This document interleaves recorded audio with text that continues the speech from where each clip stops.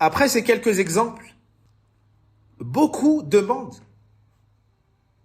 comment devenir reconnaissant. On a répondu à cette première question. Maintenant, comment garder le bienfait d'Allah? On voit autour de nous des gens qui avaient la santé, tomber malades. Des gens qui étaient riches, devenir pauvres. Des gens qui étaient pieux, devenir pervers. Comment maintenir le bienfait d'Allah Azza wa Jal? Premièrement, al-shukr, la reconnaissance. Allah dit dans sourate Ibrahim, وَإِذْ تَأَذَّنَ رَبُّكُمْ لَإِنْ شَكَرْتُمْ لَأَزِيدَنَّكُمْ وَلَإِنْ كَفَرْتُمْ إِنَّ عَذَابِي لَشَدِيدٌ.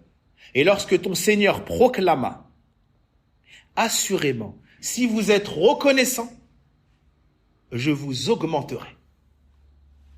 C'est-à-dire de mes bienfaits. Et si vous êtes ingrat, certes, mon châtiment est terrible. C'est pour cela que les savants disent, Ash-shukr jalibun hafidh. Ash-shukr, ça attire les bienfaits d'Allah et ça les protège. Tu veux protéger le bienfait présent, sois reconnaissant. Tu veux attirer le bienfait absent, sois reconnaissant. C'est une des plus grandes causes pour garder le bienfait d'Allah et pour s'attirer les faveurs d'Allah. La reconnaissance. Tu reconnais le peu de ce que tu crois avoir, Allah te donne beaucoup. Allah te rajoute beaucoup.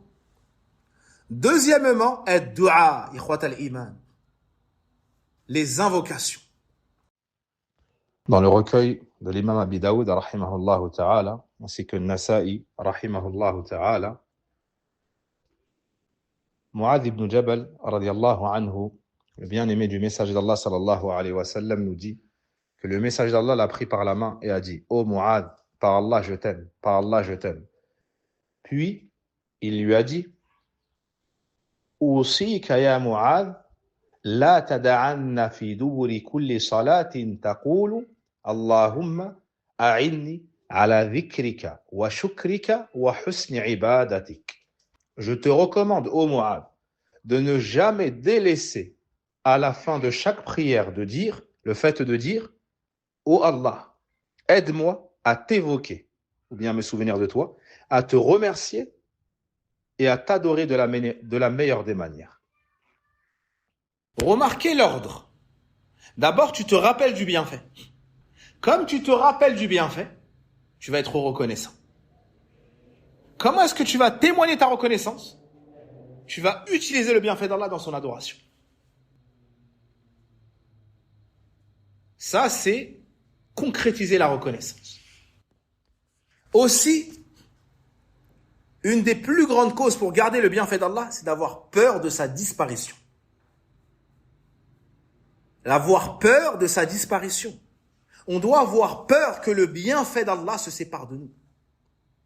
À cause de quoi? À cause de nos péchés. Parce que le bienfait, on ne le mérite pas, c'est une grâce de la part d'Allah. Celui qui te l'a donné peut te l'enlever en l'espace d'un clin d'œil. Donc on doit avoir peur de la disparition du bienfait d'Allah et faire les causes pour s'éloigner de cela. Et dans le recueil de l'imam Muslim, le hadith de Abdullah ibn Umar, كان من دعاء رسول الله صلى الله عليه وسلم اللهم إني أعوذ بك من زوال نعمتك. Faisait partie des invocations du messager d'Allah sallallahu alayhi wa sallam. Oh Allah, je cherche refuge auprès de toi contre la disparition de ton bienfait. Qui demandait ça à Allah? Le prophète sallallahu alayhi wa sallam. Allahumma inni a'udhu bika min zawali ni'matik wa tahawuli afiyatik. Deuxièmement, contre le changement de ta préservation. Yani la bonne santé, la protection. Demande à Allah de le protéger de perdre ce bienfait-là. Wa fujaa'ati niqmatik. Contre la survenue soudaine de ton châtiment. Quand le châtiment s'abat sur le serviteur, c'est mauvais signe. Le prophète alayhi salatu wa sallam faisait dua pour que Allah l'éloigne du châtiment qui est soudain.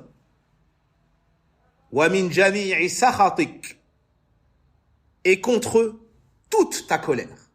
Ça, c'est une invocation qu'il nous faut mémoriser.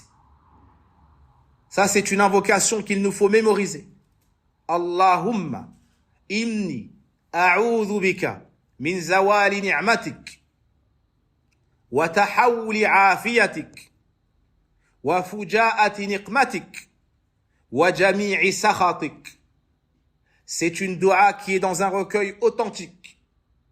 Le livre le plus authentique après le Coran et après Sahih al-Bukhari. Il est dans le recueil d'Imam Muslim, d'un noble compagnon, fils d'un noble compagnon, Abdullah ibn Umar, radiyallahu anhuma.